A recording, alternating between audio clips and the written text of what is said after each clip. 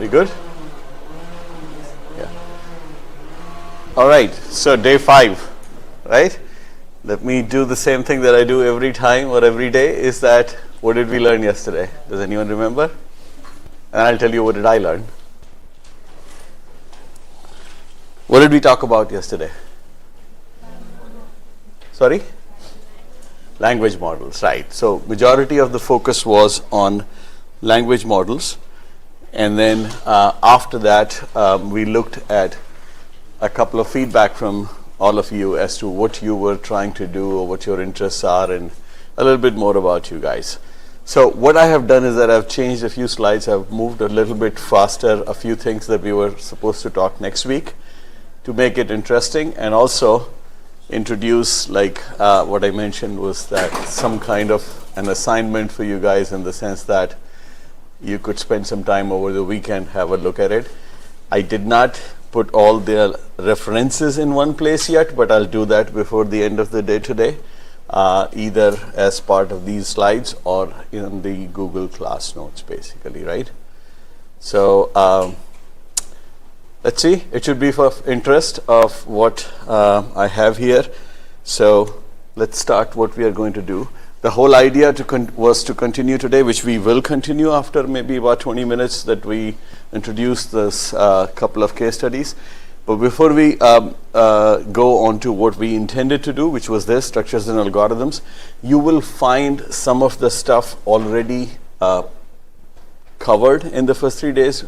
Couple of things which I said that let's look at a very high level or how they are working. We'll go a little bit detail in there. I have tried to remove as much math as possible, so just to give an intuition or an idea of what is going on there, right?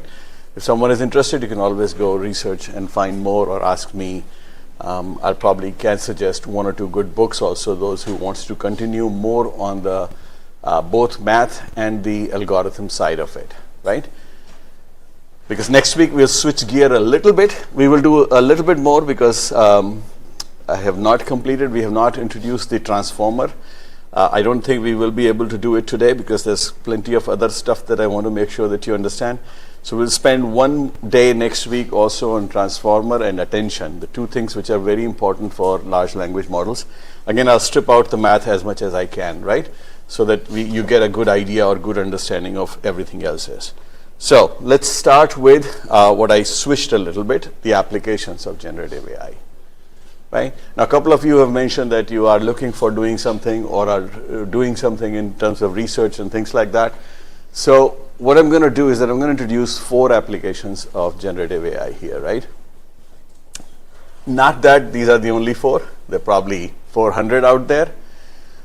These 4 have been the areas which have been very active, let's say, in the last 5 years or so.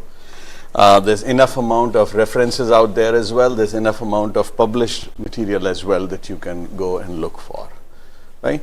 So these 4 areas are basically image generation, text generation, music composition, and drug discovery, right? So you might find maybe one of them is of interest to you, 2, maybe all 4 of them, right?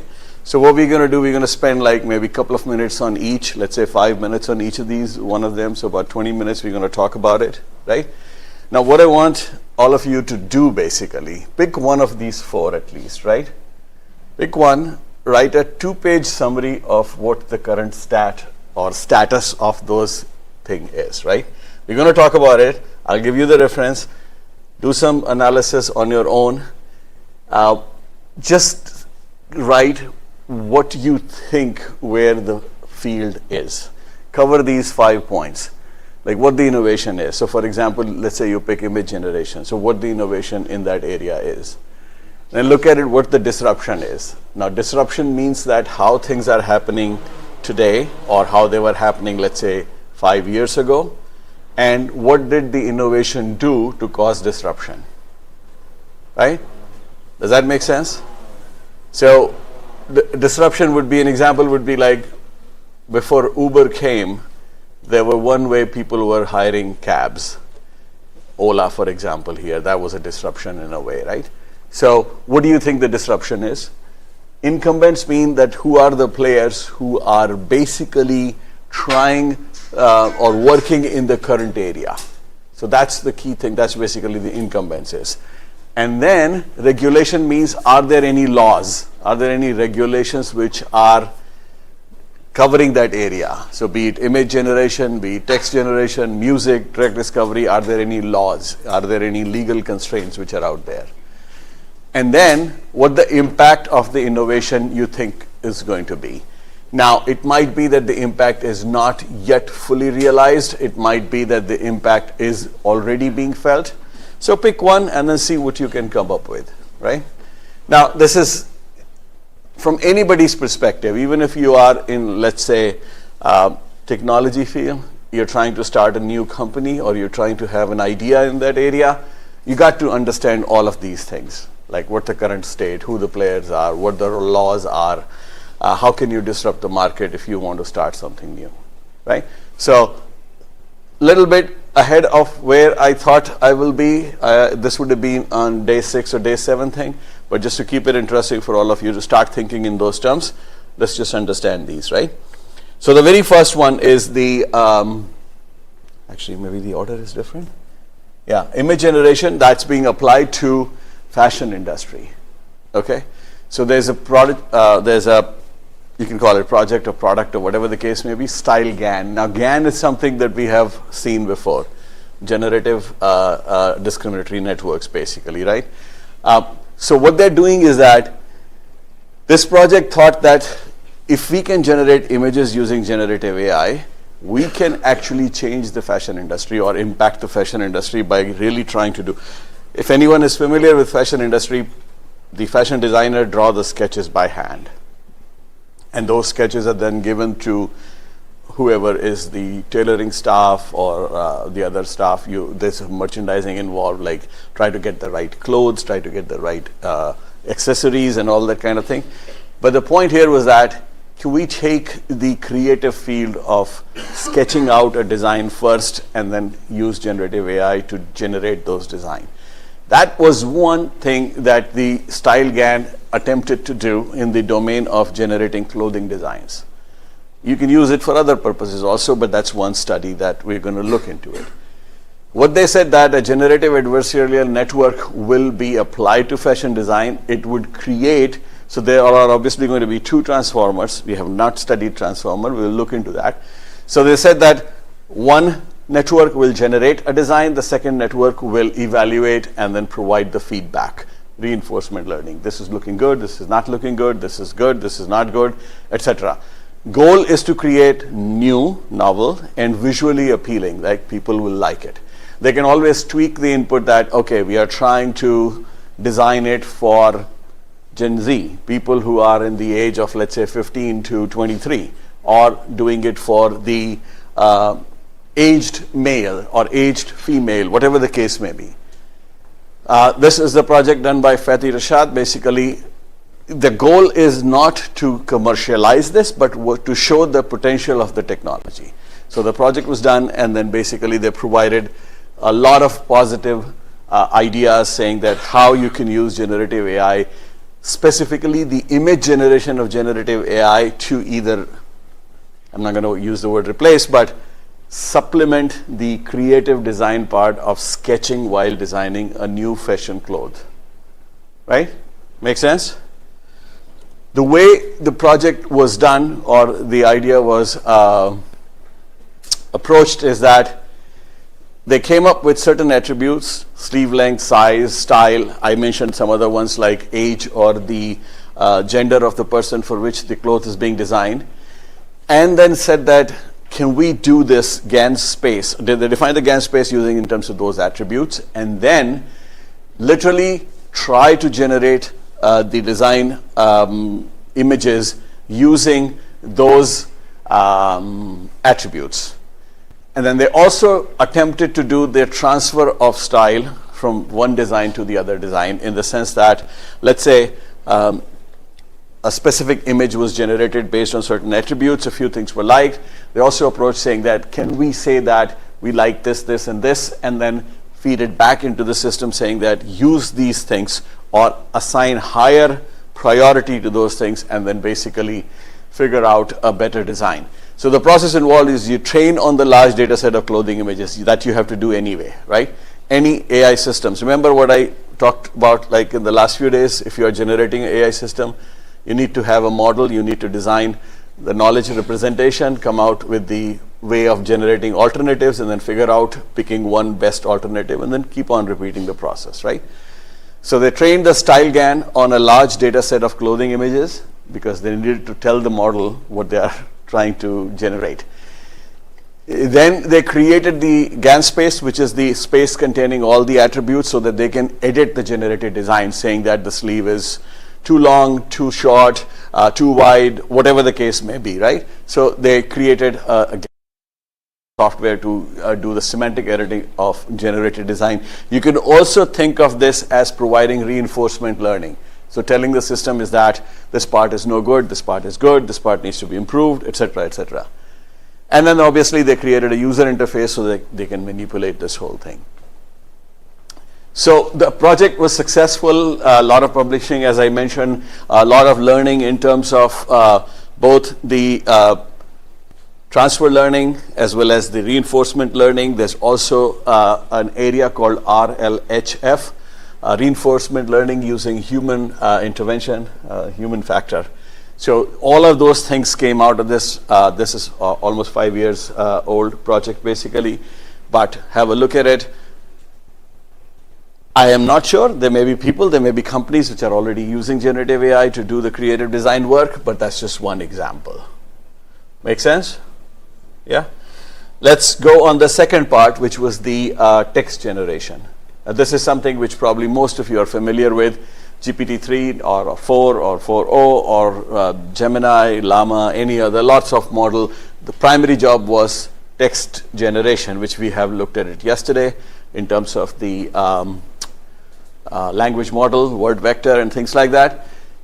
How can you use something like a GPT-3 or any other model, which basically just the text generation, to transfer into a content generation? A lot of work has happened on this. People have written or trained the model to write stories, have written full-length novels, basically providing prompts to let the ChatGPT write the chapters or books itself, fictional books that have been done as well. Are they good? Are they like super hit or hit? Probably not, but like you're learning the content generation where it becomes good. So what exactly is doing GPT? I didn't explain that, but this stands for Generative Pre-trained Transformer. We know about generative because it's generating one word at a time. Pre-trained, as you all know, is all the language that we are utilizing. The GPT-3 has been pre-trained on it. Almost all of the information that's available online, open source, that's all fed into it. Transformer is the architecture that it uses, which we haven't covered. We will cover this next Monday.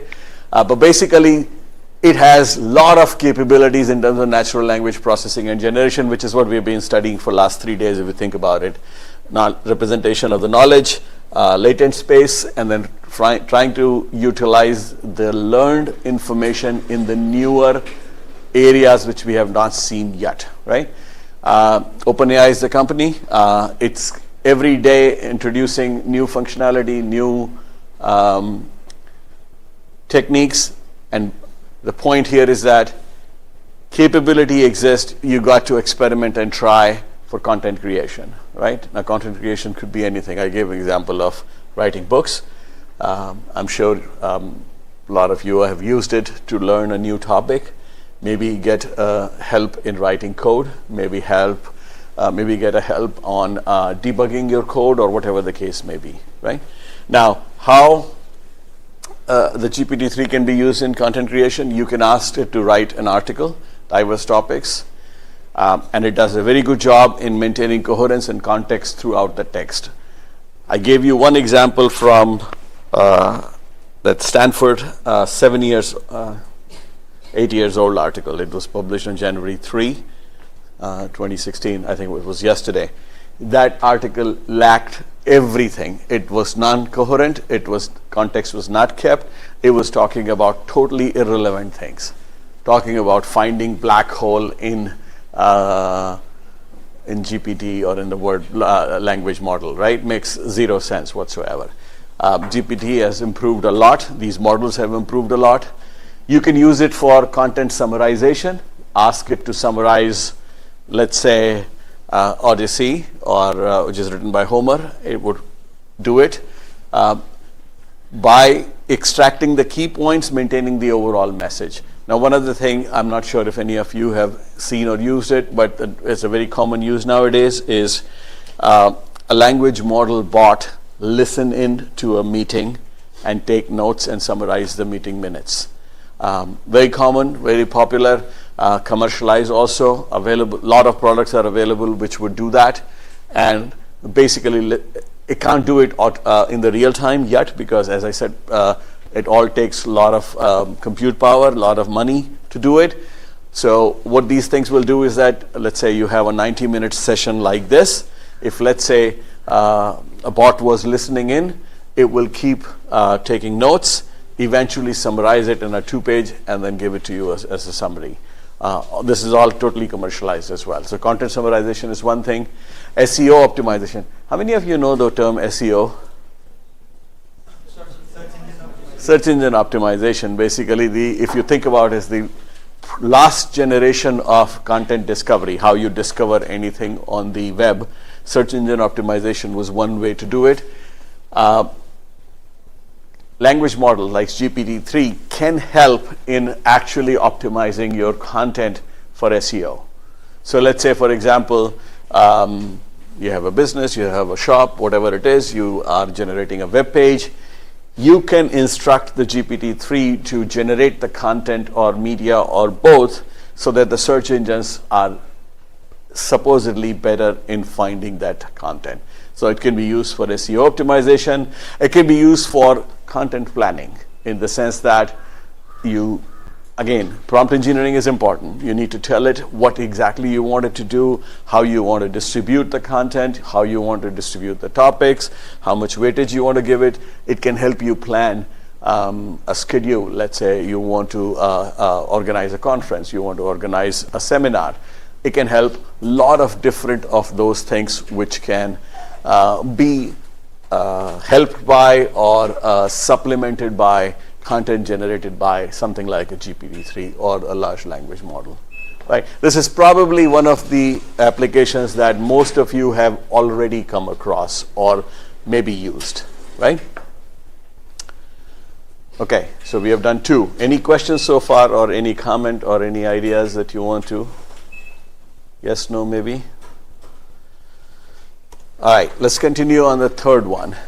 It's also obviously generation, because it's generative AI. First one we talked about images. The second one is the text. This one I'm talking about audio, specifically music. So an experiment was done by, again sponsored by OpenAI, to see, can the music be composed using these generative AIs? Can it generate music? Right? So MuseNet is a project which is a deep neural network based project to create musical compositions. Now again, if you think about it, as I said earlier, any AI systems project, first you need to train the network. So MuseNet used a lot of composition which is already available from Mozart, from Bach, from mostly Western classical composition, various styles, various instruments, and then basically trained it on whatever is publicly available, and then demonstrated the potential. Now, don't go in terms of the economics of it. How long did it take to train? How much does it take to produce a 3 minutes new content? All of these things you need to think about in your case study. Is it ready for commercial usage? Is it going to be advantageous? Is it good? Is it no good? Can it replace the creativity of human? Right? So all of those things, you have to think about it and then see how can AI be used in creating a complex multi-instrumental piece. Personally, if you ask me, how many of you have heard of Zakir Hussain? The tabla maestro, right? Right, who passed away just last week. Did any of you had an opportunity to see him play in live? I had seen him playing in live. He used to play very close to, I live very next to Princeton University, and every year, actually in March 2025, he was supposed to play again at Princeton. So, super genius. There are a lot of tabla players, not everybody can be that. I don't think we will ever be able to reach a genius level of someone who can actually play at that level. But again, both sides, right? We are looking from technology perspective, so this is one area where the generative AI is being used, right? So current capability, what it does is that up to 10 different instruments. Again, you need to train it. After it's trained, it can create rich layered composition comprising 10 different. So imagine it's a 10 instrument orchestra, and then the Gen AI can create those kind of compositions. Various genre, classical to contemporary pop. Now again, once you realize how you do this, first you have to train it, and then you have to ask it to produce something new. So once you know what's going on inside, you know what it is, right? However, what you can do, and which is where the beauty of these generative system comes, is the latent space. It can do things which it has never been told how to do. So that's where the beauty comes in, and that's where all of the prompt engineering, the parameter tuning, figuring out which model to take, all of that thing still goes in here, and then you figure out how exactly you can tune, or you can train, or you can use the trained model to generate the new compositions. This project also shows, not the other two, but GPT now has been used a lot in the education setup. MuseNet showed a way that it can also teach and evaluate if somebody is learning in terms of how well they are doing in learning a specific music style or specific techniques while they are learning to do music. Okay, so that's another interesting area. So we looked at the image, audio, text, right? Three different kind of generation which is possible here. Briefly, we talked about it, autonomous vehicles yesterday in multiple ways, but I'm not using that as a case study. Let's look at this one, right? The fourth area that we would continue to talk about is in pharmaceutical research. Can we use the generative AI in pharmaceutical research? Now, I guess all of you are familiar with pharmaceutical research. Separate from medical. Pharmaceutical is about generation or development of medicines, right? So, pharmaceutical research has one of the key areas. What the pharmaceutical industry does is that it discovers and designs the drugs. A drug is nothing but a chemical compound. A molecule or certain base molecules, when combined together, generates the new functionality. If you go back to your high school or 12th standard chemistry, remember that when you combine two elements or molecule, there is a chemical reaction, and after the chemical reaction, you get a totally new compound, right? So what the pharmaceutical research does is trying to figure out that how it can discover a new formulation or a new combination, right? So AI has the potential to revolutionize the way the medications are developed. So if you think about it, the normal process is that people in research labs theorize that if they can take this molecule and combine them, they will get this. Once they do this, then they actually experiment in lab to generate the new molecule. Then they go and figure out is that how do you really test it to see it's having or it's behaving the way they expected it to behave. And then, only then, it becomes a new drug candidate. So what the Gen AI is proposing, or at least promising to say, that this entire cycle of figuring out new molecular structure and making sure that they do end up having a desired property can be speeded up or can be enhanced, right? I mean, there are a lot of changes that has happened in pharmaceutical research. This is one area where the laws are important, right? If you think about it, I mean, most of you have seen COVID, right? That was the last big catastrophic event that we had.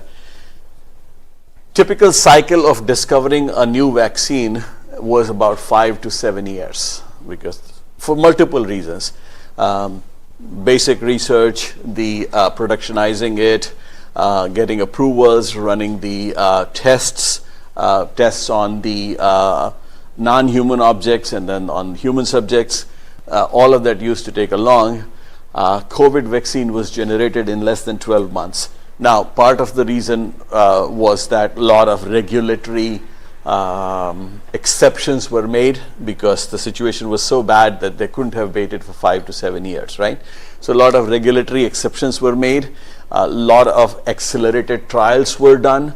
A lot of human trials, different human trials were run in parallel while people were also being administered because the situation was so bad. Now, that's one of the area where the Gen AI says that they can possibly speed up the process, right? Most of these projects are working in the area is that developing new molecular structure. So this is something which was being done by hand or manually or by researchers who understand the chemistry. Molecular design can be done by the generative AI. It can suggest modifications to existing drug molecules. Again, it has to start from a training, so it has to know what the current state of the situation is. Gen AI has been used to suggest the modification to existing drug molecule, which can either make it more effective or possibly reduce some of the negative side effects, right? So it can work both ways. Target prediction, it can make better target prediction. We always do the prediction now also in terms of whether this new molecule that has been discovered, it will work for this disease on this population. That can also be improved by the generative AI. And then you have all other kind of, now ADMET prediction, this is a pure US thing. The US FDA, Food and Drug Administration, requires that every new drug that's being introduced is shown, or basically the company that's producing the drug has to show the absorption, distribution, metabolism, excretion, and toxicity. So really these are the reactions, or I shouldn't say reaction, these are the processes. So think of it this way, you took a new tablet, right?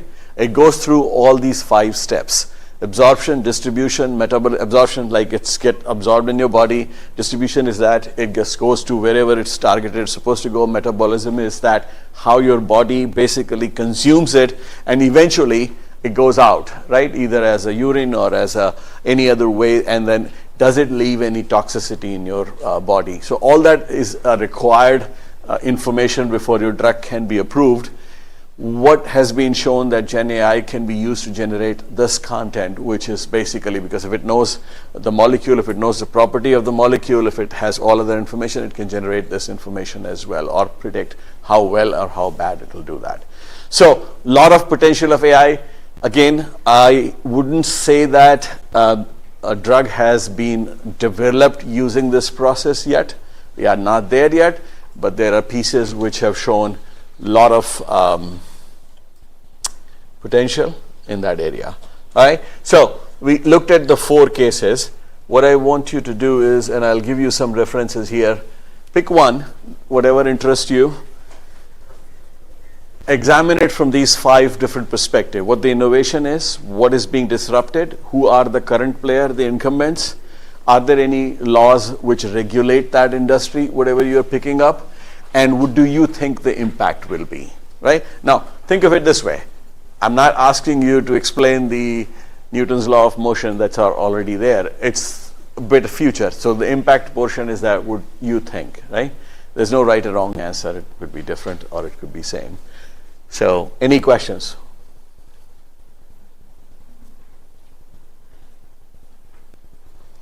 If somebody has, let's say, other than these 4 areas, a 5th area in which either you have interest or knowledge or want to do that, feel free to pick up another area. These 4 are because I thought these 4 are interesting. They cover a good range of the potential applications, and I'm going to be referring to them next week when we talk about all other socioeconomic and other social issues which are out there. So I'll keep coming back to these 4 studies, but if somebody has an interest in some other area, feel free to do that as well. Okay, any questions?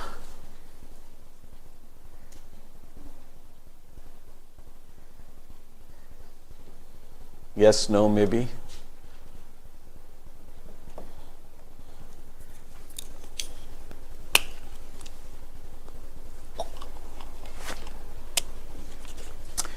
All right, so if there's no questions, let's just go back to what I thought we will be doing today, and let's do that as well, right?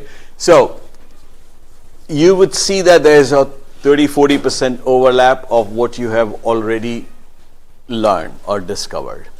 So I'm going to pick up a few things which are in terms of the details or algorithms that we have already introduced in the last 4 days. Most likely I said that let's look at a very high level and we will go into the detail a little bit more. So we're going to look at some of those things. So if I am repeating something, use it as to learn or reinforce your understanding of what you did.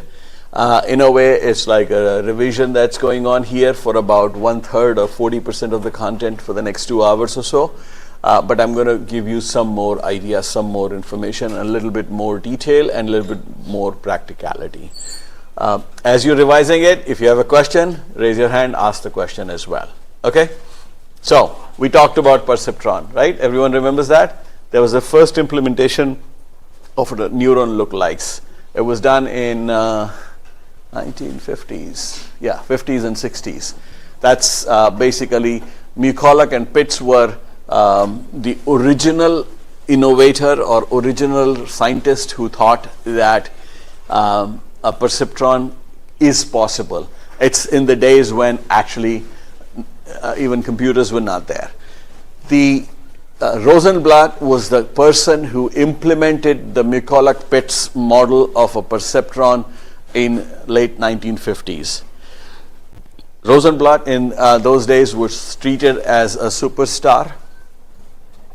He had given a lot of interviews and people were really, really very, very excited about this development. This was the time when the space war was on. Both US and Russia were sending out rockets. And if you know, early 60s, that's when the moon landing happened. Late 50s, when the Russian sent human in the space for the first time. So from the scientific discovery perspective, very exciting years. So I think in 1958 or 59, Rosenblatt came out saying that it was a huge machine. He says that I have implemented a perceptron, and in 10 years we will have an intelligent machine. Obviously, it didn't happen that way. Very simple. As you see this, we have talked about it. Inputs, weights, and then the result comes out here. This perceptron was implementing a NAND gate. I used this slide yesterday as well, right? So simple. From there, we went into sigmoid neuron in the sense that instead of simply summing up, which was the original perceptron of Rosenblatt, all it was doing is that sum up all the inputs. If they are above a threshold, it's 1, the output is 1. If they are lower than a threshold, the output is 0. So if the value comes up after summing up is 3, then it goes as above the threshold or below the threshold, whatever the case may be. Threshold is 3 here. So from there we went to a sigmoid neuron where we said that rather than just simply giving out the sum total is sent to a function. And that function output is the neuron's output, and sigmoid was the first function that we used. From that sigmoid neuron, we went to the neural network. We said that rather than just having one input layer and one output layer, if we introduce the hidden layers, we can build more intelligence in the system, the latent space, right? The intuition for that came from when people realized that a single neuron can do AND and OR gate but cannot do exclusive OR, but if you introduce a hidden layer, exclusive OR can also be maintained. So basically that's what is happening. Sigmoid neurons the same as perceptron. You're basically modifying a little bit so that when you change their weights and biases and the function, output can significantly change. So these three things, if somebody tells you, have you learned about the neural network. So if you know about perceptron, sigmoid neuron, and a neural network with the hidden layers, that's fundamentally everything that we think about the deep neural network. Everything else is on top of it. The basics remain same. So far so good. We covered all of this in the last 3 days. Yeah? Okay. Again, we'll continue to remind. Now what we're going to do is that we're going to look into classifiers. Now classifier is the first example that we looked at, or that was also kind of proposed or used in the neural network or generative AI area. What is a classifier? I've used that example in multiple times, but maybe not in that many words. What does a classifier do? Yeah?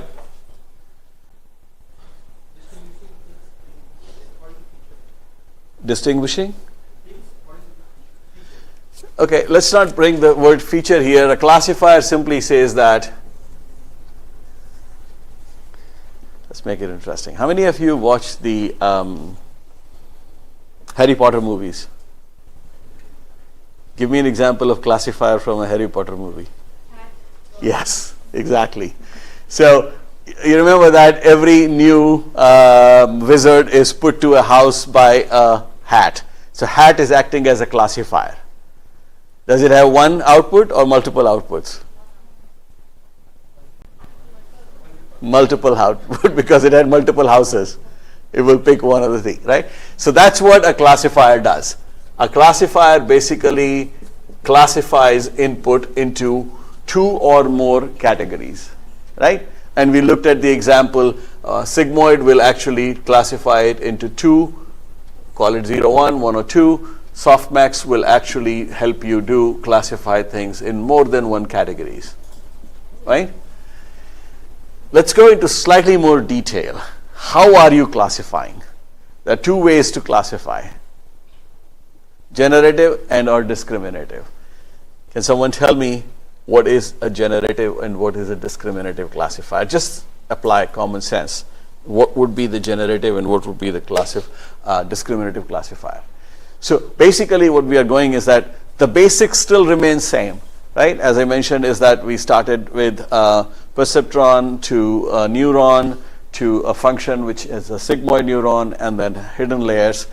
And then I'm taking one example of classifier which can be classifying into 2 different classes or n number of classes. Now I'm saying, introducing one more level of complexity. How are you classifying?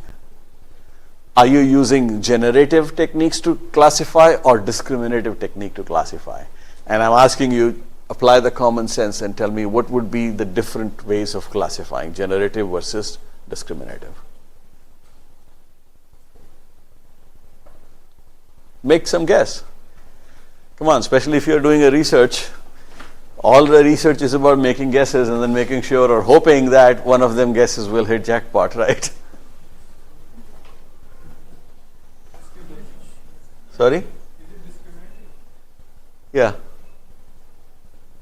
I mean, what are the 2 difference? The difference between the 2 different way of classifying. Just guess. All right. Let's go a little bit more and give an example and see if some of you can help answer. Classification is very important. It's in natural science, social science, everywhere you go, classification is important. By the way, it was important for the post office also when they were trying to sort out the handwritten numbers into identifying which one number has been written here.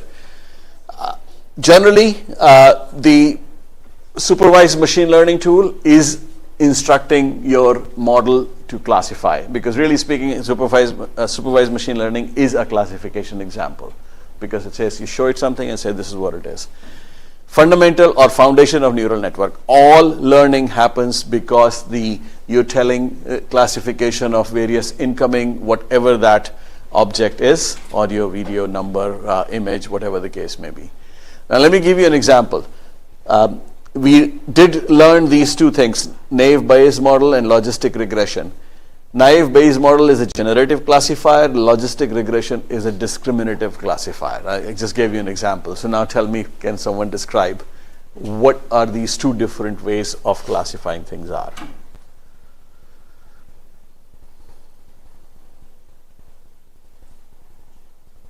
Yes, no, maybe?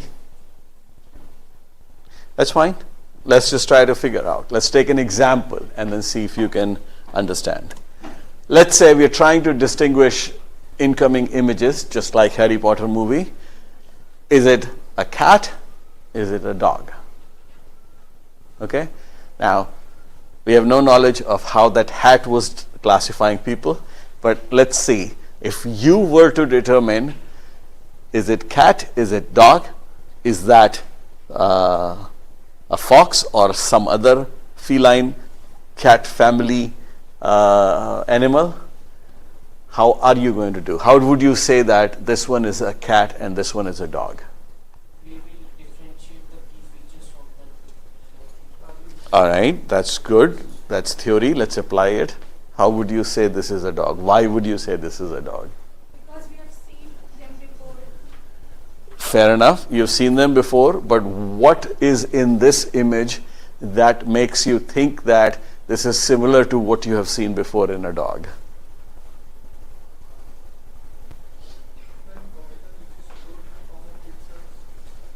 Ignore all this. I'm asking you, how are you going to determine that that is cat and this is dog?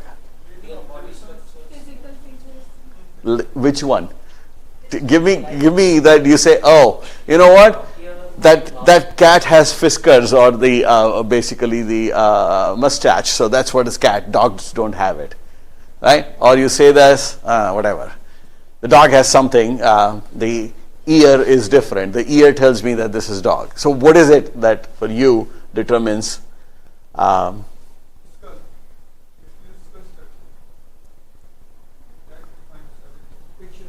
Okay, all right. Let me ask this question. Fine. I mean, there's no one right or wrong answer. Are you discriminating between the two images, or are you generating the images and then figuring out, okay, that looks like a cat or that looks like a dog? We are generating them. We seen that two pictures. This is the cat and this is the dog. That's why we are generating the images and then we conclude that this is the cat and this is the dog. Okay. We are not in this. All right. Let's take a slightly different example. Who here has a creative bent or a good art?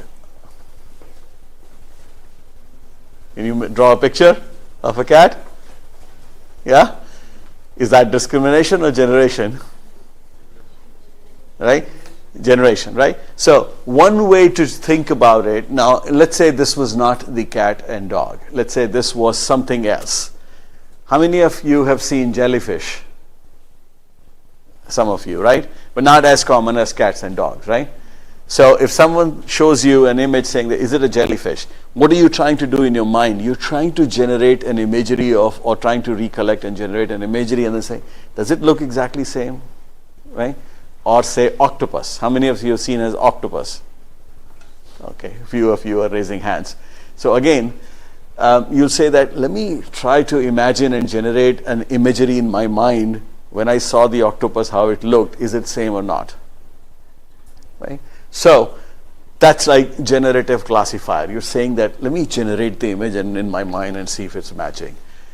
The discriminative is a lot easier in the sense that I have seen hundreds of these and I can literally know that 3 distinguishing features or 5 distinguishing features. I don't need to imagine. I can just simply go and see, does it have 1, 2, 3, then it is this, otherwise it's not. Right?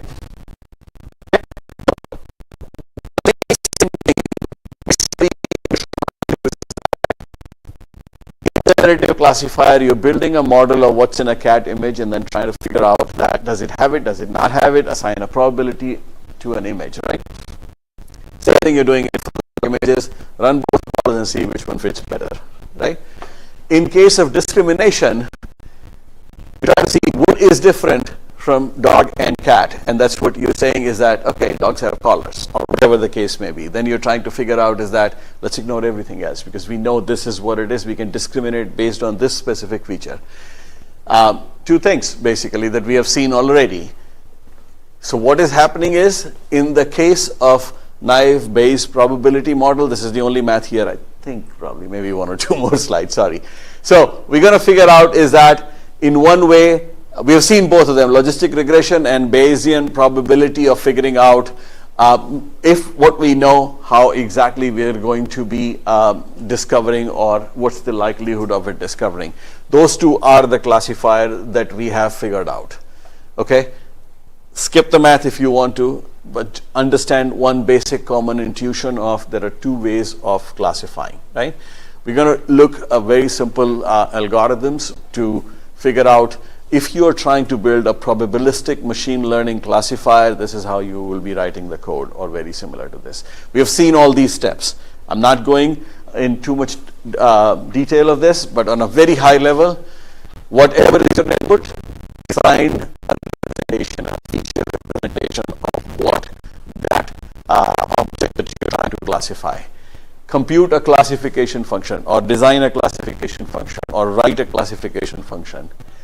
And then you need to figure out, is it producing the right output or not? So design a loss function, a cross entropy loss, or some function that will basically let you learn. How it will let you learn? It will basically tell you that you need to change your input and regenerate the classification. And you use the stochastic gradient descent. Now, we haven't gone into the detail of this. This is something which we'll think about today. How many of you have heard the word stochastic? Yes? No? Yes? What is it?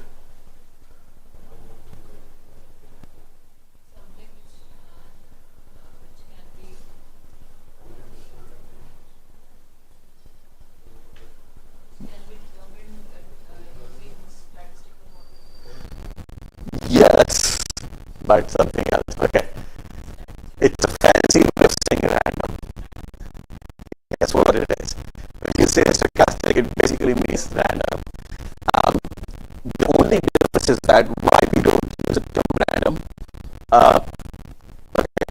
How many of you have figured random numbers? Have you written a program to generate random numbers? Sorry? You already use the utility. Does it give you a random number? It's an algorithm. Right, it has algorithm. Does it give you a random number? It's a random number, but it's an algorithm. How many of you, or is anyone who agrees with what he's saying or disagrees with? It gives you pseudo-random number, right? Because true randomness is you can't really program it. The moment you program it, it's no longer random. So we call it pseudo-random number. So what is happening here is that the differentiation a little bit in terms of random or stochastic is in the sense that stochastic assumes that it's not necessarily truly random. It is actually described by, as you said, that a function or a distribution. Excuse me. Gradient descent. Any idea what this is? And I'm going to talk about it in maybe next few minutes or so, but just because I've introduced it here. Okay, so this is a way or an algorithm to actually implement the learning. We talked about learning all along. We'll go a little bit more detail in there. But before we go there, I took classification as an example. This is an algorithm. We have studied all of these individually in the last 3 days. But if you're going to write this, if you're going to generate an intelligent system like MuseNet or Clothing GAN, this is all you're doing basically, right? Okay, let's just continue on this. Logistic regression, again, we said that there are two phases. You train and then you test how well your model is performing. It's as simple as that.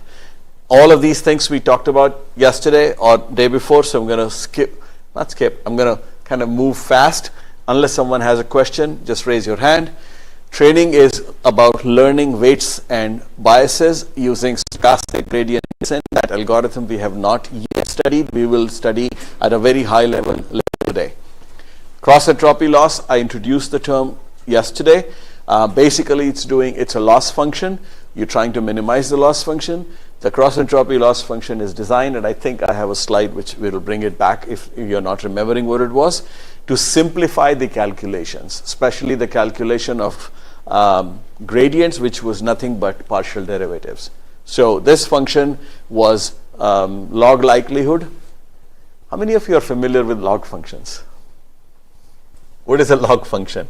And the reason I'm asking is that if you want to do anything with this, okay, I didn't mention log functions, but it is function. Log is a very important function in nature. But what is a log function?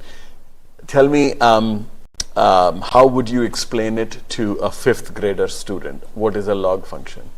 What's the intuition behind it? What's the value behind it?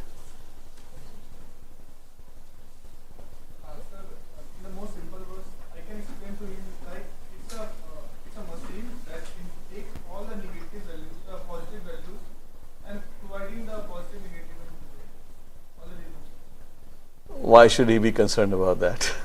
Because it's 5th year grade, 5th class grade. Yeah, but you need to. Learning the things.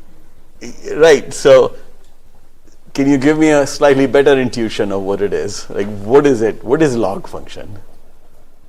Why do we need log function?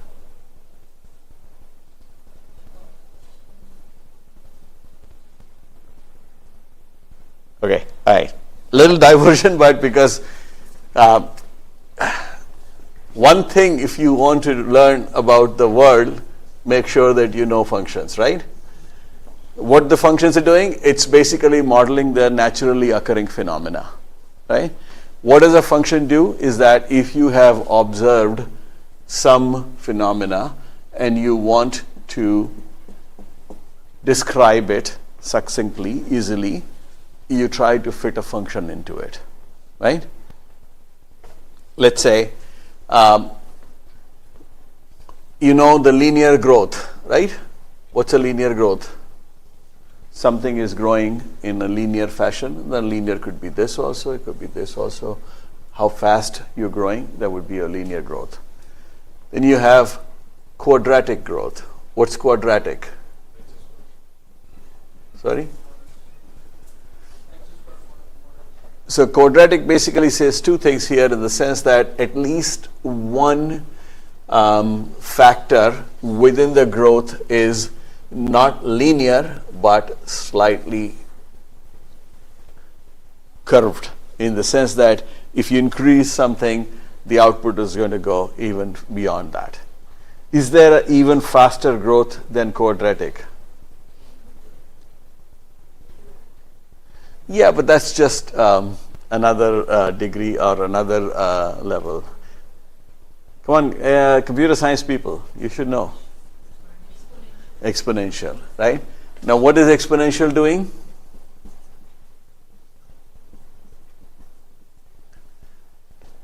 The exponential is faster than quadratic. For every x, this is going x to the power n. For every x, this is going exponential x, e to the power x. For most of the x, e to the power x will always beat x to the n at a sufficient large population, right? So if you are developing an algorithm and you end up having an exponential growth in the time required by that algorithm as the size of your input increases, that algorithm is no good. You want to bring it down to quadratic, at least. Even that is no good. What's the best thing to do? Linear. If you can't do, what's the next best?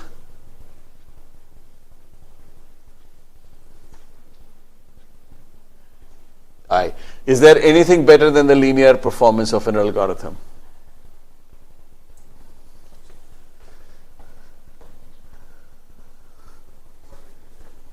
Sorry?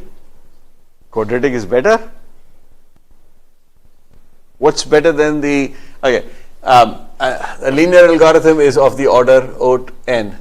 What's a better algorithm than the order O(n)? Okay, and is there something in the middle? How many algorithms do you know which can perform as order 1? Which one? Which one? You said two things. Yeah. Log n, basically. Log n would be better than n, and O(n) log n will be better than quadratic, somewhere between the linear and quadratic, right? Why log n is better than n? Because faster. It's faster and take less time for Right. doing something.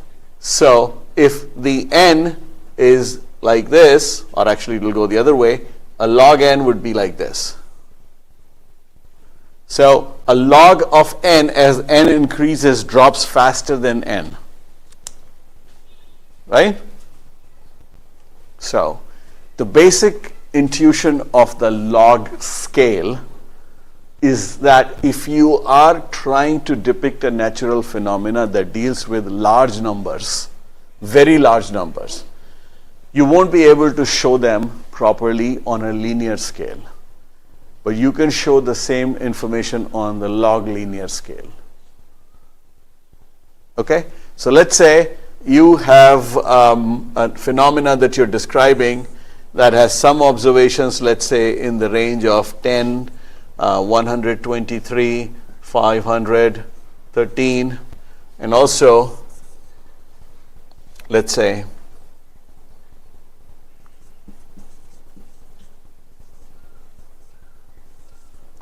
what that is, 532,938, even larger number here. Can you draw a graph? These things will not even show up, or your graph will require so big on this side that you can't even use the physical length. How do you represent this information? Sorry? Or log linear scale. So what you do is that you take the log of all of these values and then say that my graph is not on a linear scale but on a log linear scale. When you take a log, the log of a small number will be small, but log of a large number will be much, much smaller than the actual number. So literally what is happening is that, so think of it this way, all these functions are approximations. Depending on which phenomena you're trying to depict, you need to pick the right function.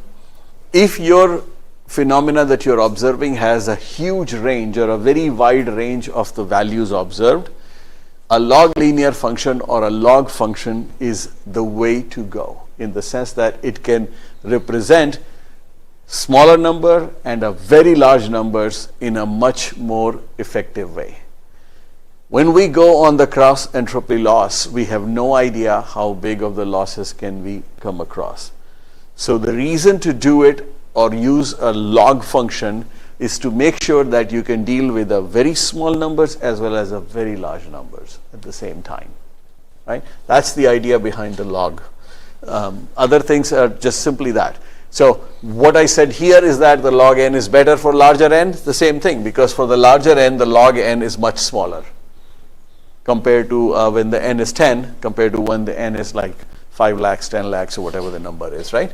So that's the intuition behind the log, in the sense that if you are dealing with a phenomena which has a smaller number and very, very large numbers, it's better to work in a log space or use the log function to model that particular observation. Okay, text classification, we have defined it, we have done it here before. Binary classification and logistic regression, we have used this, we have seen this example. Sigmoid neuron is at the output layer, it tells you 0 or 1, you can treat it whichever way you want. The training for that is going on depending on a feature vector. Those feature vector then basically gets assigned the weightages.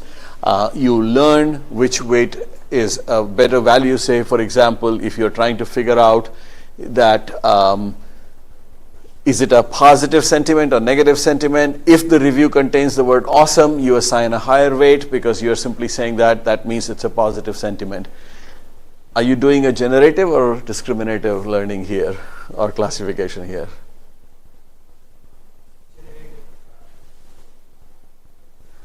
You're assigning higher weightage to a specific feature.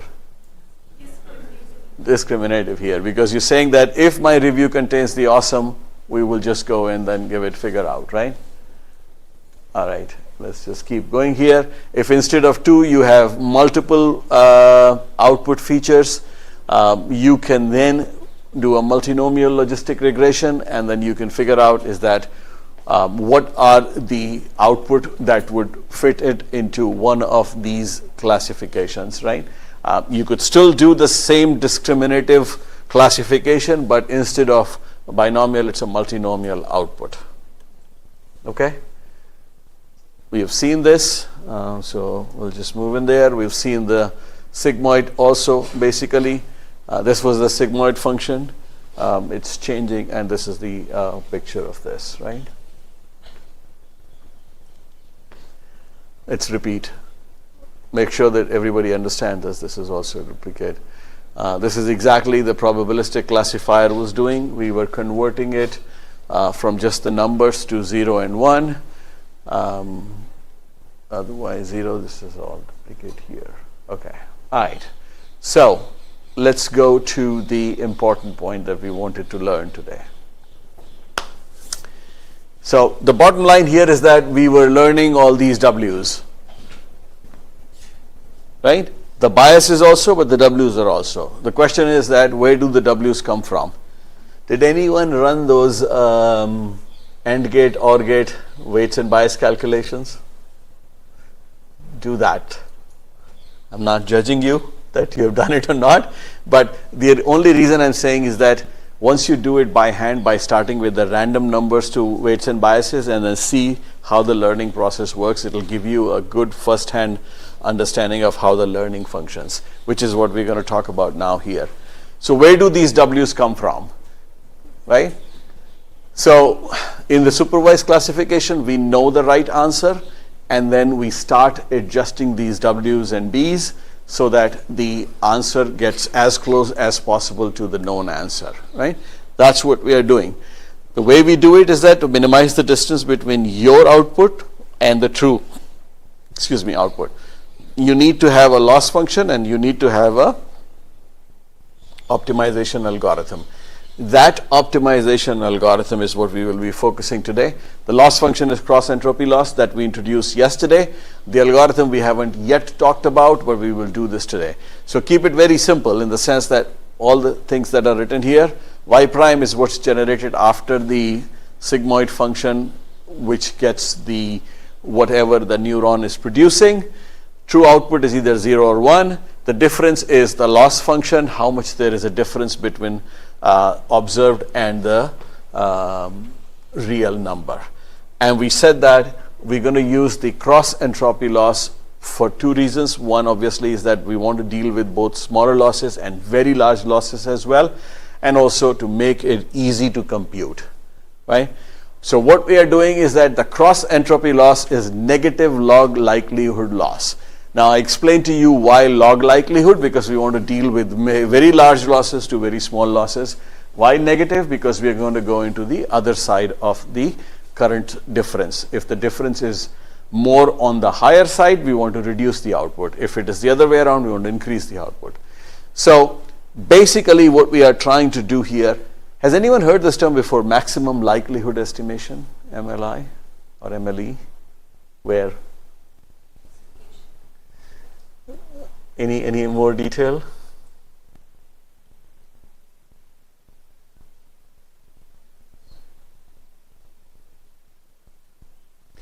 If anybody is doing here, let's say financial management or trying to do stock predictions, for example, you're always trying to calculate the maximum likelihood estimate of something happening in future.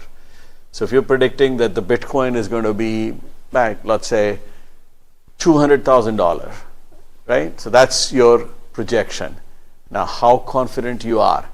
So you do a maximum likelihood estimation. That's my point estimation. What's the maximum likelihood that it will happen? So that's your maximum likelihood estimation. Here also, you're trying to do the same thing. You're basically choosing the right parameters, the weights and biases, in such a way so that the log probability maximize of finding the right y level for given x. All right. So what we're going to do going forward is spend some time on stochastic gradient descent. But before we go there, let's just review very quickly. I think more than 1/3 of what we talked about was already covered earlier. But if you think, is that I kind of re-emphasize how do you develop an intelligent system. I kind of gave you an idea in terms of that by taking a simple example of classifier, that there are two ways of distinguishing or learning, generative and discriminative way. In both cases, we require training data. What we have not seen is that in one case we might require slightly less training data versus the other, but in both cases, in one case we generate based on our recollection of limited data that we have generated and try to see if it matches with what we think. In the other one, if we have already discovered which feature is more important, we use the discrimination, right? Intuitively, can someone tell me which is a better approach? Generative or discriminative classifier? Both, sir, it depends on the situation. Okay, but what would it depend on? Like if we have the pool of the data we have, we see the things what we have the knowledge of data, then we use the discriminative. Right. If Yeah. If you have identified features which are having a very high discriminatory value, the discriminative classification would be much easier, faster, and better. Otherwise, you go the other way. All right. Any other question? All right. Let's go a little bit in trying to understand the gradient descent or stochastic gradient descent. Anyone here who has understood the optimization problem or has any idea about optimization?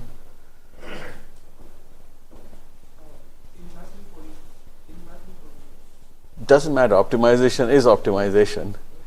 I'm actually looking for people who are doing operations management, productions management. All your job is to optimize something, profits. What is optimization? Yeah.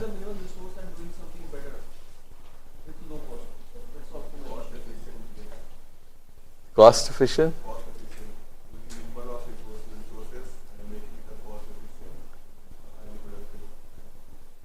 Okay. Like railway track, we are using same railway track for multiple work. Okay. Can someone give me a more generic definition?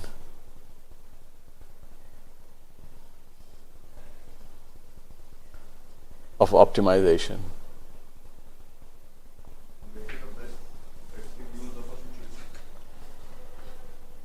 Yes, but I'm not going to. Situation is like one word that I've never seen anywhere in formally definitions, right? All right. So let's try to understand what is optimization, because that's what would lead to. Because gradient descent is one way of optimizing something, right? So let's first try to define what's optimization. So optimization consists of what? You have some resources, right? You have some constraints. Let me write it down. So you have resources, you have some constraints, you have goal. So an optimization problem is find a solution which consists of the resources and utilization giving you whatever your goal is. So satisfies the goal. Does this make sense? Most of the examples you gave, can you fit them here this way? Right? Now, those of you who are doing, let's say, production management or operations management, you may have seen problems like you have a machine 1, you have a machine 2, produces some X units per hour, produces Y units per hour, the cost here. You're trying to find out, and then you have a profit for each of these units, each of these units. You're trying to maximize your profit while minimizing the cost. How should you run? M1 more, M2 more, M1 40%, M2 60%. I mean, very simple example that I've given. You may introduce more constraints and things like that, right? You may have constraints, for example, is that M1 when started has this fixed cost. M1 when started will have to complete a run for X number of hours or produce X number of units. You can make it as complicated as you want, but in general, an optimization problem has resource constraints and goals. And you're trying to, now goal could be two ways. It may be maximizing something or minimizing something. It could be any of these two things, right? Now let's talk about computer science, guys. Give me an example of optimization. Okay, go a little bit more. Just like I gave an example here from production.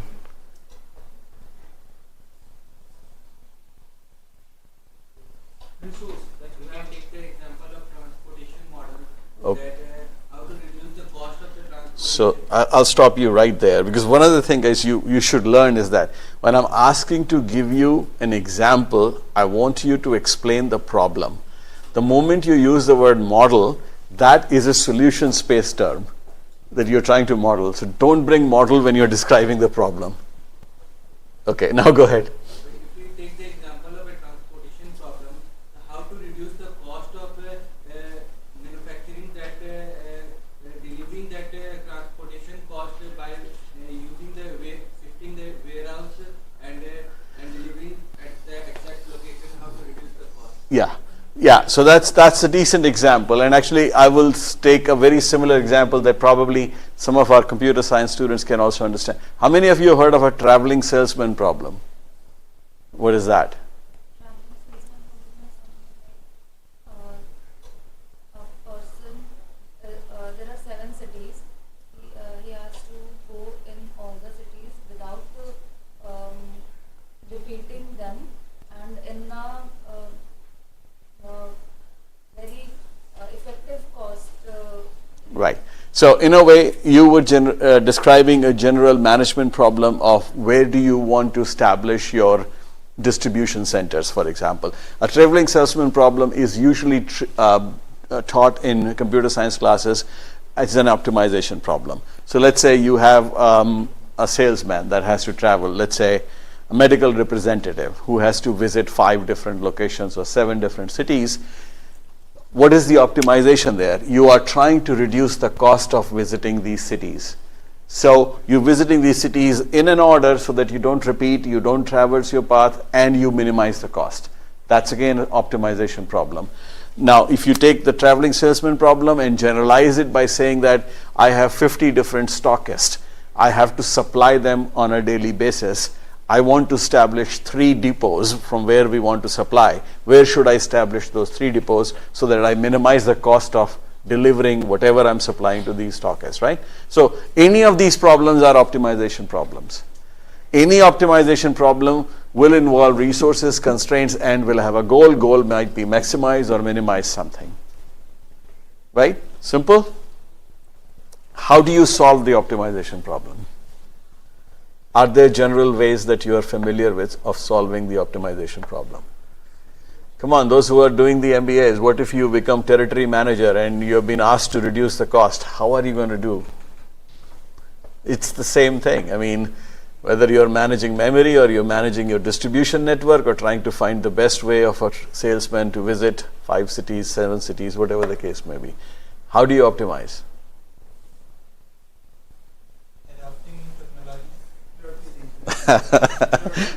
Now you gave an answer like GPT. I'll hire someone and then say that go do it. Okay. Sorry? Okay, what is priority here in this? Isn't that constraint? Right?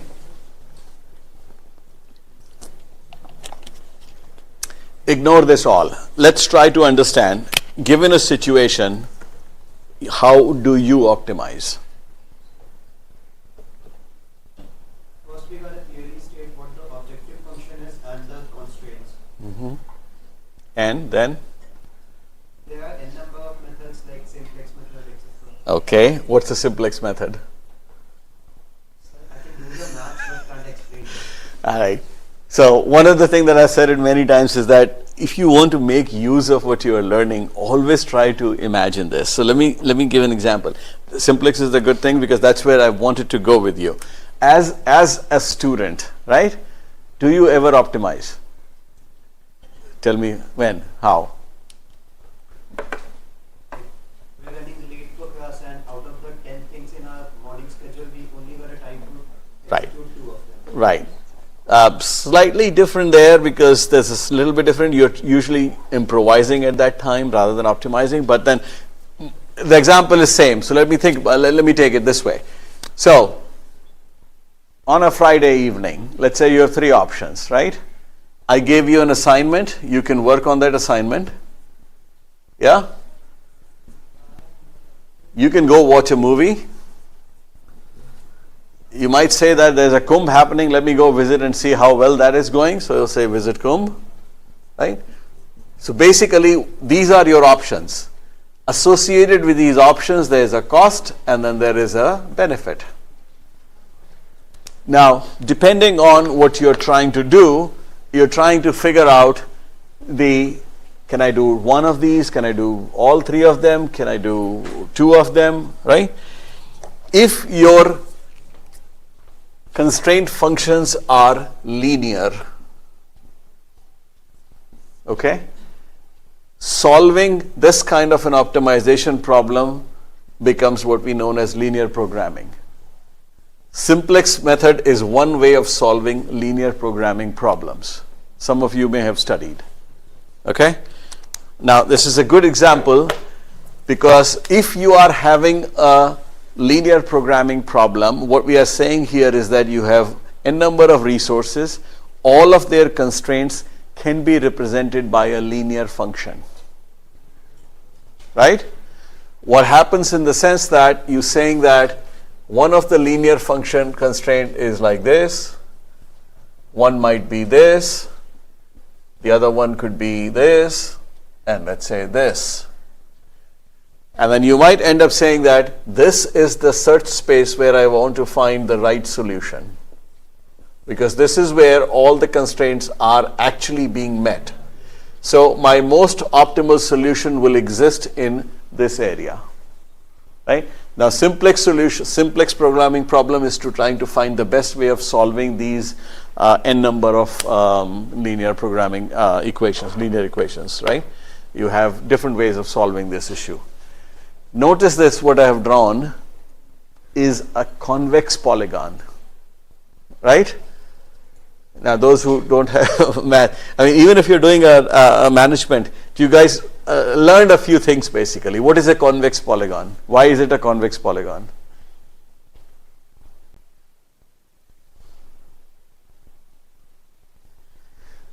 A convex polygon has a property that given a point, you can definitively tell whether it's inside the polygon or outside the polygon.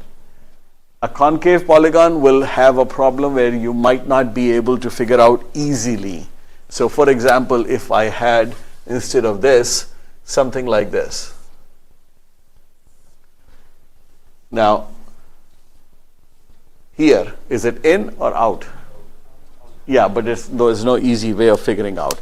So, where I'm going without going in too much detail is that optimizing a problem where the optimizing space is convex is easier. Solving a convex optimization problem is relatively easier. If you have where the optimizing solution surface looks like non-convex, the problem becomes even more difficult. Okay, now this example of linear programming, why it's called linear? Because it's 2 dimensions only. If it's 2 dimensions, you can draw a polygon like this. You make it 3 dimension, you can possibly think of a surface, right? You go in even higher dimensions, it becomes difficult to identify. Now think of where I'm going with it. You learned the linear programming by solving the optimization problem with linear constraints in 2 dimensions generally. You can make it 3 dimension. Neural network works on lot more dimensions when you are trying to optimize. You can't even visualize. So, stochastic gradient descent is the algorithm that does the work of simplex algorithm, what simplex algorithm does in linear programming. Much simpler way of optimization problem, much more complex, right? GPT-4 has 8,000 on an average dimensions in which it's working. And you're trying to optimize a solution there. So you need a much more faster way of doing it, right?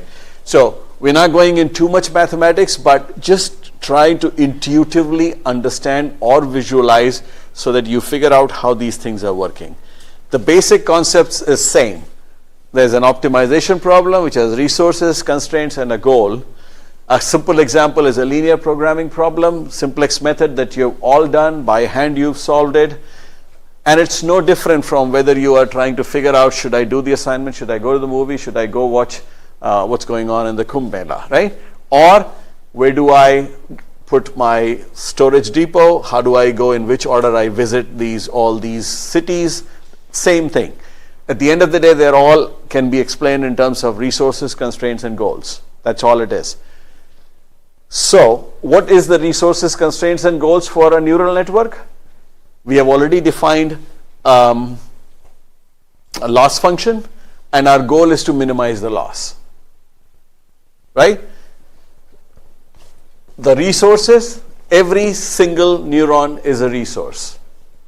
The constraint is whatever the input numbers are. So we're talking like a massive problem. You can't use simplex method to solve these kind of problems, right? Lot of data, lot of different dimensions. You can't even visualize it. So what we are going to do is simply understand or have an intuition of how exactly these kind of optimization solutions work. So this is just simply written the loss function in a slightly different way if you think about it. So the weights are theta, which is the parameters are represented by theta here. Theta is nothing but weights and biases. So you could say that the y prime or the output that you are generating is a function of x, which is your input, and the weights and biases that you are applying to it. That's what it is, right? Then in that case, we want the weights that minimize the loss. That's what we are doing. You can't change the x. You can't change the x. Y prime should be as close to y as you want. So the only thing that you can modify is theta, which means the weights averaged over all examples. Now, whatever is written here in English is explained here. Argmin is that you're trying to minimize over all examples, I1 to m, divided by m, so that you get an average. Loss function, which is really f of xi theta, which means whatever the y prime you're generating, compare it with the ith y, sum it over, average it out. That's what you're trying to minimize. That's your loss function, right? Now, we can't visualize a surface. So let me introduce one more thing here. As in case of a simplex algorithm or a linear programming problem, we said that typically a convex linear programming problem will be where all constraints will create a space which is your optimal solution space. That solution space is a rectangle or a polygon. Actually, it's not rectangle. In higher dimensions, it could be a surface. But what it is in 8,000 dimension space, I don't even know. We don't even have a word to describe it, right? So what we are going to do is that we're going to take an example of gradient descent, try to have the intuition for it in, let's say, 3 dimension, and then hope that in higher dimensions it's going to work in the same way, right? Now there's one thing that I need to mention here. Just like we said here, that if you have a convex optimization problem, you're guaranteed to find an optimal solution which will be in this space. If it's a problem like this, you might find that the most optimal solution exists outside this space because it may not satisfy any constraint. Maybe there is no solution for this type of a problem.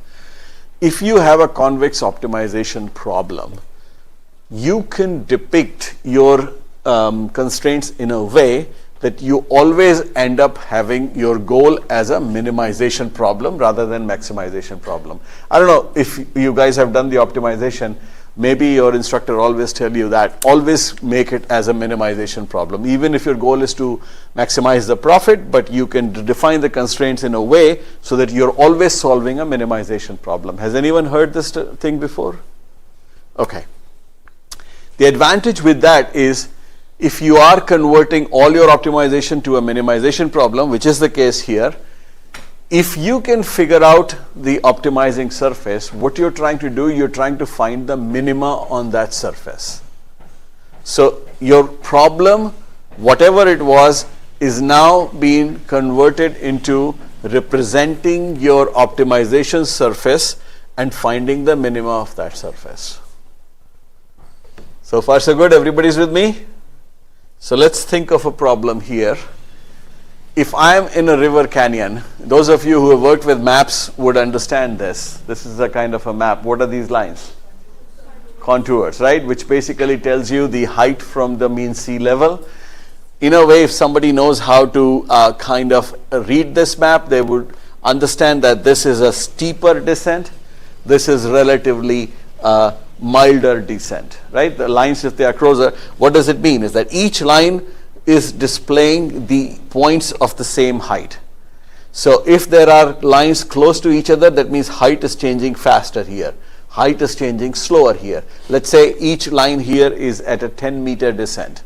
So one line is 100 meter high, the next is 90, 80, 70, or you start from 1000 and then. So denser the lines, steeper the descent, shallower the lines, or less dense the lines, shallower the descent, right? That's what it is basically. Let's say your goal is to get to the bottom, like somewhere near the river, right? At the edge. What's the fastest way to get there? Right? The fastest way to get there is that you find the steepest slope because you can go there faster. Same thing for your optimization. What you're trying to do, you're trying to find the surface, which is your optimized surface, and then you want to find the steepest path to get to the minimum. That's what you're doing. That's the whole idea or intuition behind gradient descent. You're trying to minimize, you're trying to find the steepest path to get to the lowest point on the surface that represents your optimal solution. Is that point clear? Just think of intuitively what we are doing here, because majority of the research is all about intuition, right? 99.9% of the time the intuition is wrong, but you get it right 1 out of 1,000 times, and that's what your research is, right? So what we are trying to do here, now don't worry about this one. This people have somebody else has figured out. So this is the right intuition. So learn this. All you're doing is that you try to look around, find the direction of steepest slope down, and then go that way. You're guaranteed to get to the bottom. That's what you're doing. So if we take what was our problem was trying to make the y prime, which is the generated output, same as the correct output y. What is this doing is that how do we do it quickly, faster? Gradient descent is an algorithm which basically says that how do you modify your weights and biases so that your y prime generated output becomes very quickly the real output. Why do we need this? Because our learning will become faster. That's why we need it. Okay? So let's see the gradient descent a little bit more, and I'm not going in too much math. I just want to give you the intuition here. The advantage of having convex optimization, I mentioned this earlier, convex function will have one minima, so you can always find it. Doesn't matter where you start, if your optimization surface is convex, there is guarantee that you will find the minima. Okay? For convex optimization, logistic regression. For neural network, okay, now I've written here the loss is non-convex. The loss as observed is non-convex. We have no way of proving it because we are talking in terms of not the linear, not quadratic, I don't know how many dimension space. So we don't know for sure. What is clear that so far that we know, it is not convex. Is it guaranteed non-convex? We don't know. Okay? But what we are going to do from the intuition perspective, we're going to assume that it's convex because I want you to understand what the logic that's being used here and how we think that it will work. So our goal is to minimize the loss. We might have millions of weights that we are trying to figure out, but let's just focus on one because we are only looking at the intuition here. So there are only two choices. Given the W, you either want to increase the weight or you want to reduce the weight. Keep the big picture in mind. We have generated a Y, which is the output. That Y is not Y prime. That Y prime is not same the actual Y. We are in the process of supervised learning. Now we need to change the weights and biases in a way so that our generated output is same as the exact output. We want to find out the current value of W for a single neuron. Should it go higher or smaller, right? Because you have to change. Change means either increase it or reduce it. Go back to the day 2, I believe. I said the same thing. You're learning to ride a bike. You're falling down, let's say on the left side, you want to correct on the other side. So the basic intuition remains same.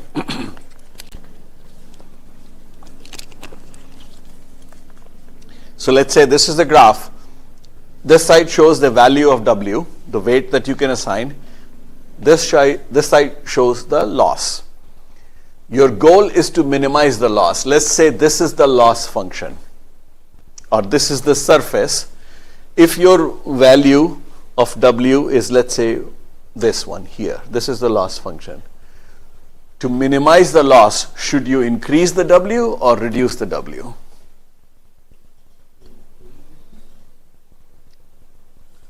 Come on. Look at it and then tell me.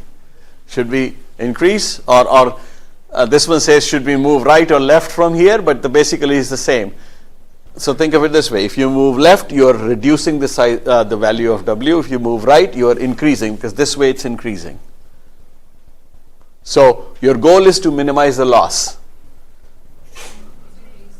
Sorry? Increase it. How do you determine that? You saying something? Sorry? By looking at there, right? Okay, but how would your machine do it?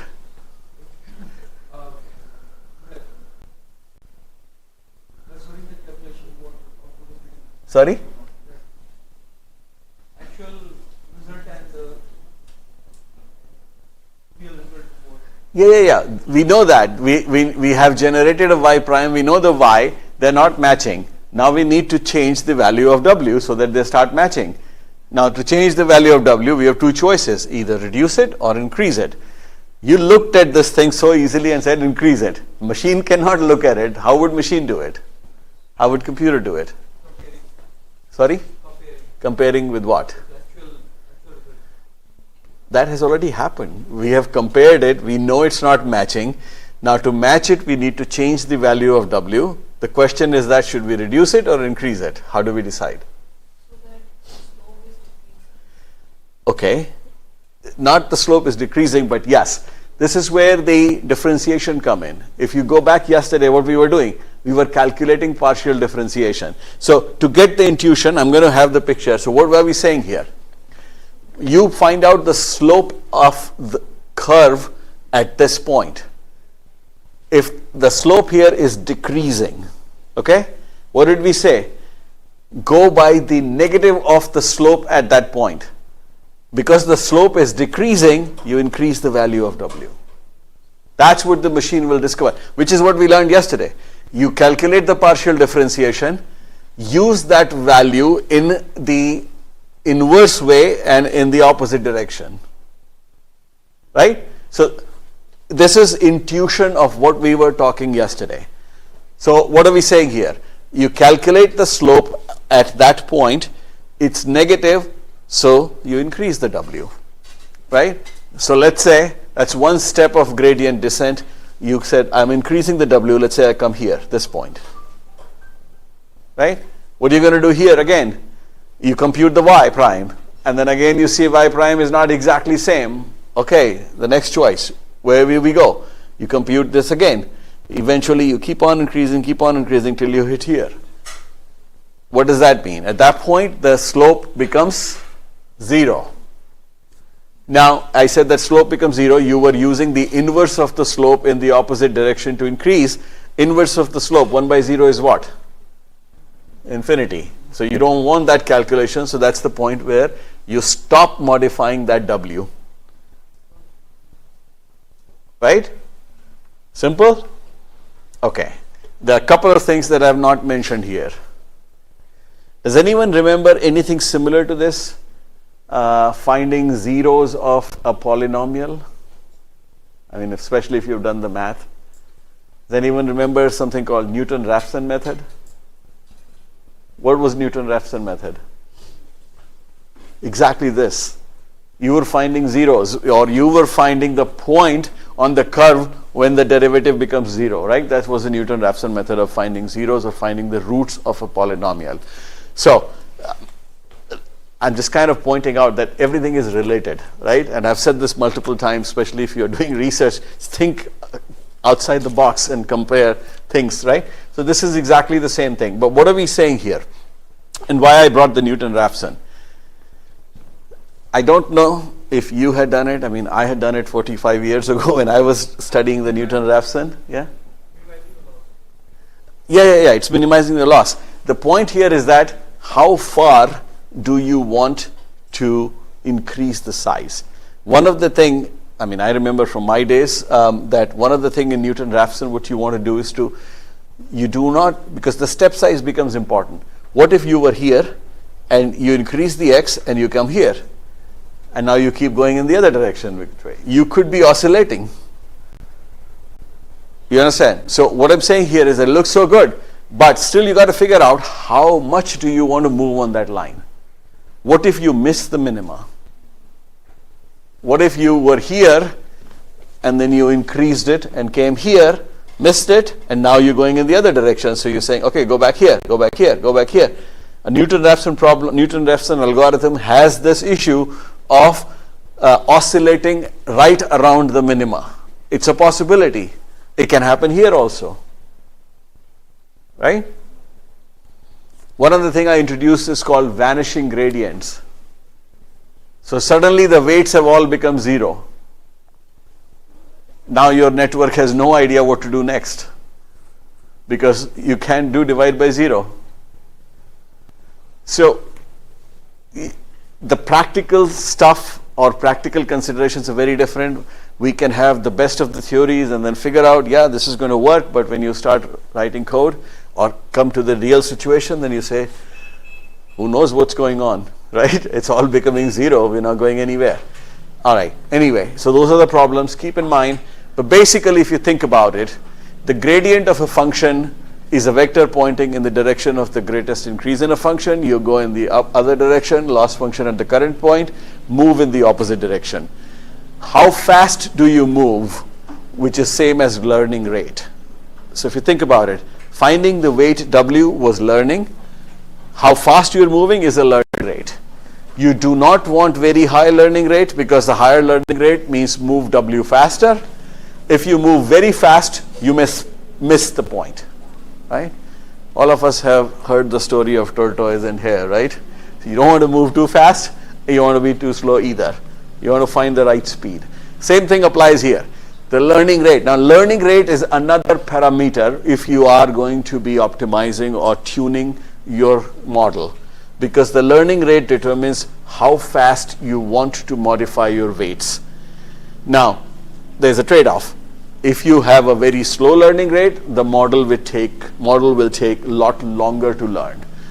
You do it faster, you may miss the optimum point. Okay?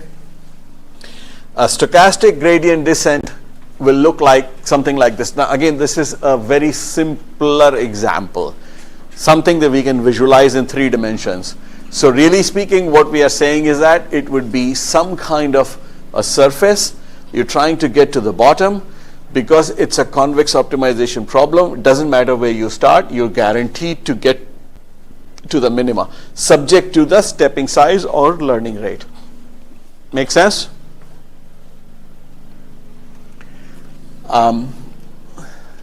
Same thing, just written in a different way.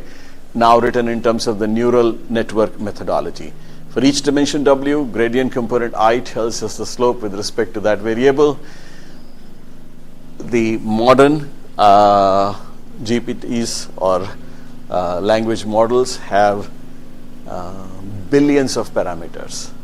So the same thing is run for every single learning input, supervised learning input is run billions of times till they get to the optimal values of weights and biases, then the next learning example, then the next learning example, and the learning is really what you get to it, right? So that's what is happening all the time.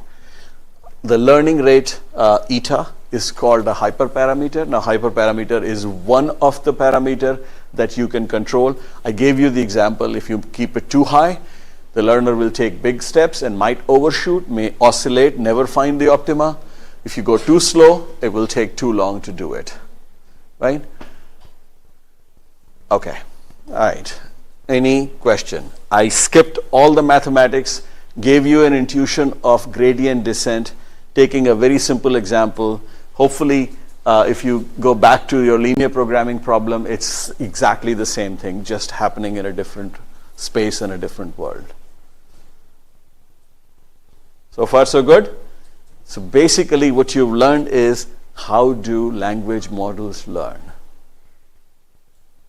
The learning is all about weights and biases. Hyperparameter give you capability to change the learning rate, and then we figure out that the models are learning. Okay. As I said yesterday, there's only very few, if at all anyone, will actually be in a situation where you are training your own model. Majority of the time you might end up tuning, providing more supervised learning examples, doing prompt engineering. All of those things are complex in their own way, right? If you think about the 4 examples or case studies I gave, they did not train their base models. They used the same base models, GPT-3. They added more surrounding information to it for their own goals and objectives, and then start trying to use it. Any questions?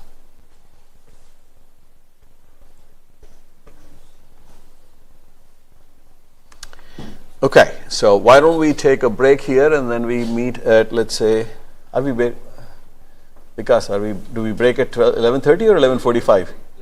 11:30, okay. All right, so we meet again at 11:45. There are a few more topics which are related to learning itself that we will cover at that point. In a way, start thinking about it, what else can go wrong? Like one other thing we just saw that the learning rate can actually create a problem, because if you try to learn too fast, you may miss the real thing, right? So think of what else can go wrong, and we'll meet at 11:45. Okay? All right. Thank you.